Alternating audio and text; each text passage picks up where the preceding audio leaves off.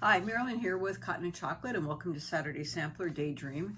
And we're finally on blocks 11 and 12, which are our last two blocks in the quilt. And of course, then we're going to be jumping to some sashing and borders and other things in the next month. So this is really exciting. So the blocks, we're on page 15, and the blocks you'll see up here and right here. So once again, they look really, really different because of the fabric layouts, which make it really fun. So the first video, I'm going to be talking about the cutting. And this is from the sheet here because we've done some changes with flying geese in it that are different than the instructions here, like we've done every month. Okay, so from the background, you're going to cut one 5 3/4 inch strip, and you're going to cut two 5 3/4 inch squares, and then also from that same strip you're going to cut it down to a 4 1/4 inch strip what's left. 4 1/2 inch strip, sorry, and then you're going to cut two 4 1/2 inch squares, and then you're also going to cut from that.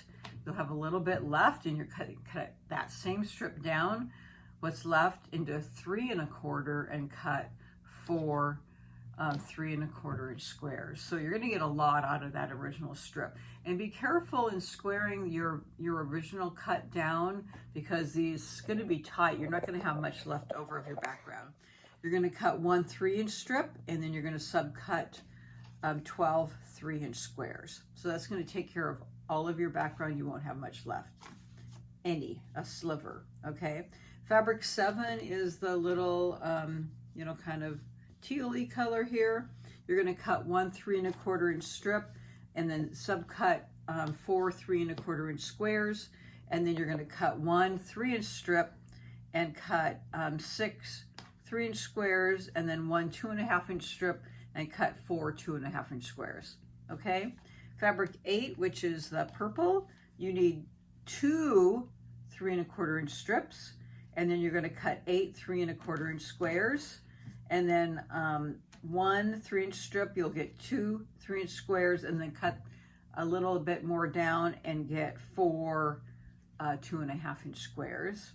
And then from fabric 9, which is the big blue, the light blue, you'll take one 5 3/4 inch strip and cut two 5 3/4 inch squares, and then you'll take one 3 inch strip and cut four